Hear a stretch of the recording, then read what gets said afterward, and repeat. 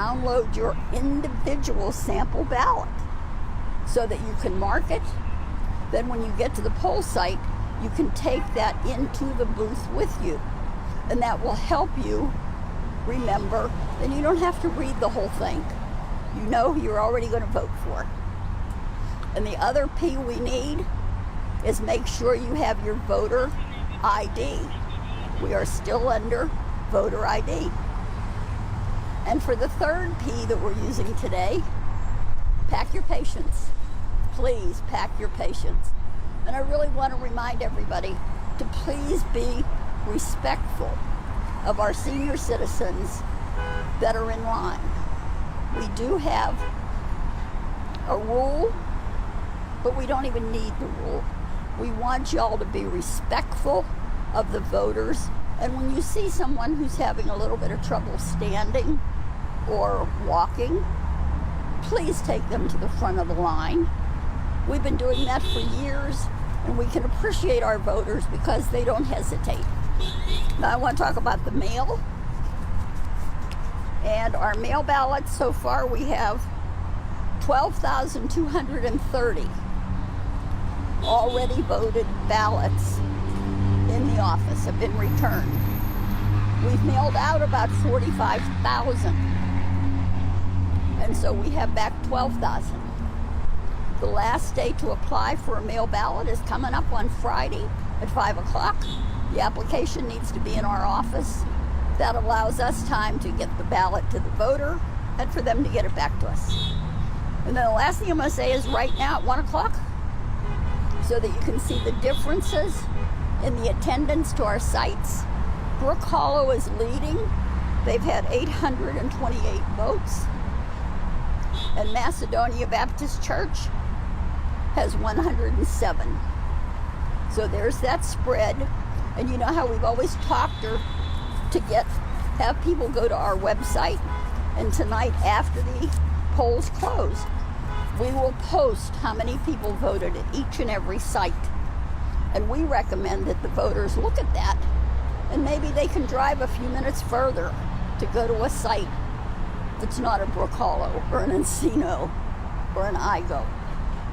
So, okay, ready? Yes, yeah, the mail ballots, is that part of the total of the 21,000? Those are separate? Those are separate, yes, sir.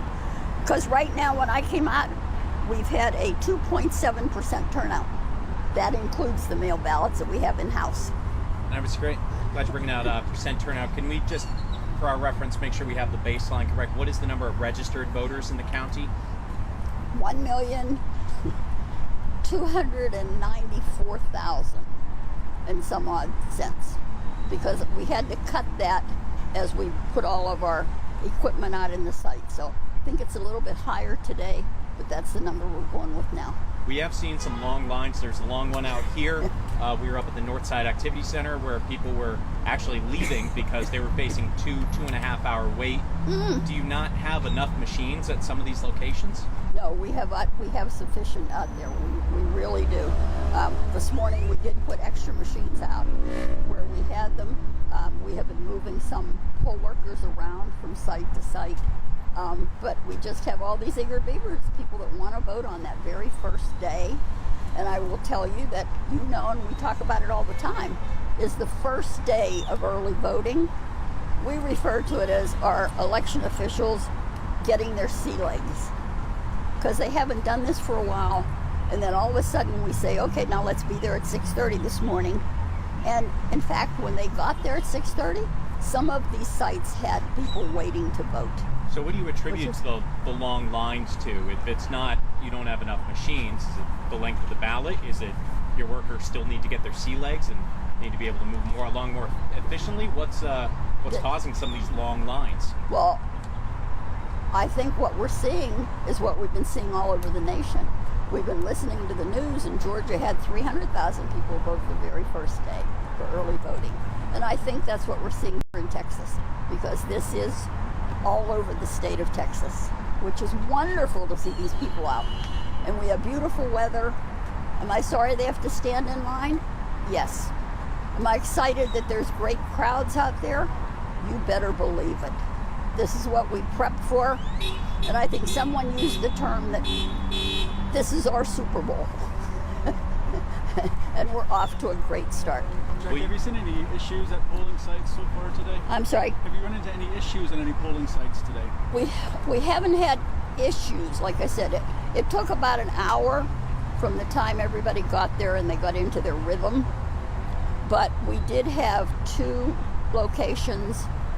We had someone fall at Brook Hollow, and we had to have EMS come out.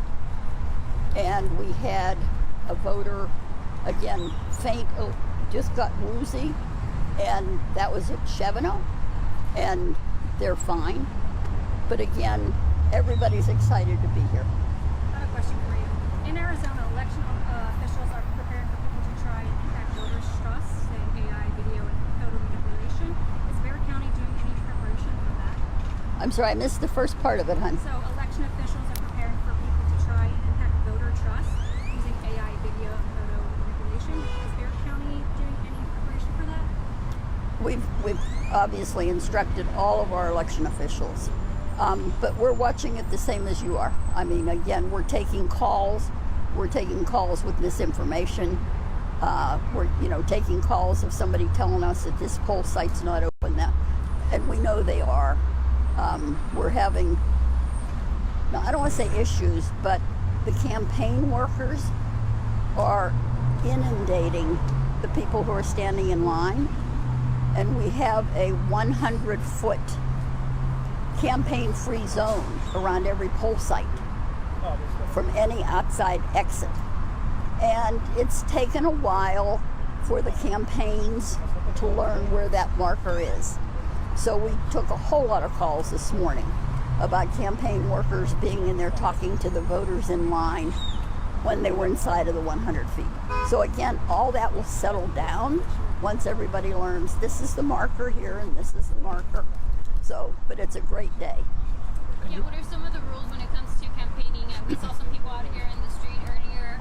Are they allowed to do that? What's your take on that? Well, again, public safety is number one.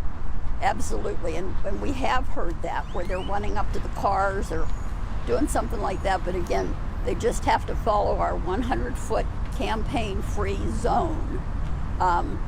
Sometimes, like, the lines are long. They are long. And some of those lines go outside our 100 feet. Well, they can talk to those voters, but then once they pass that demarcation line, they cannot campaign anymore. And we're also asking that they respect our voters who are voting curbside in their car, our more fragile or disabled voters who can't make it into the poll site. And we've spent the morning trying to make sure that the election officials understand that when the voter is voting in their car, that now becomes the poll site. And so it's 100 feet completely around that car. And so, the car may be outside the 100 feet just for parking spaces. But again, once someone's voting, once they're actively voting, that's your poll site. Can you repeat it? How much people already voted right now? At 1 o'clock, which was our halfway point, 20,911. How many do you expect will vote by the end of the day? Maybe 38 to 40. I'm looking for, somewhere in that range. And do you think this momentum is going to continue as early voting continues, or is the poll stay usually high and then the rest kind of table off? See, that's it. I mean, we always have our regular model. The first 2 days are really usually busy because we have that whole group of voters that they want to vote. They want to vote early. They want to vote the first day or the second day, because once they vote, the way the system is set up is that their name is posted as having voted. And so when they vote, their name's taken off the campaign rosters. So it stops the robocalls, it stops the emails. And so a lot of them figured that out a long time ago. So if they come the first day, who's to say?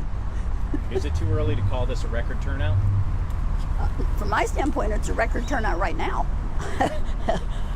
We are looking for a record turnout. New number right there. New number. New number right there. 23. 23,370. 23,370. So That's since right now. at 1 o'clock in 45 minutes, we've gone up another 2,500. Yeah. So like, 23,370 yes, as of now. that's it. What? 245? No, 145. So Jackie, as you were walking out, I noticed something different, that you had security detail with you, police, and all the years I've been covering elections, I have never really, at least I don't think I've seen you walk out with police security. I know that there have been emails, things like that, sent to election officials, threats. How are you doing, and how does it feel right now to have extra security detail? That's a great question, and I hate to correct you, but I've been blessed to have these fellows with me for probably the last 4 years when I come out. But we have extra security. Obviously, everybody's been listening to the national narratives. We're paying really close attention to that. We've met with what we usually do as far as the security for who we contact, who knows where we are. We've heightened security here, obviously, because that national narrative makes you stand alert. Thanks, Jackie. Thank you. Thank you, guys. Thanks, honey. I didn't break it.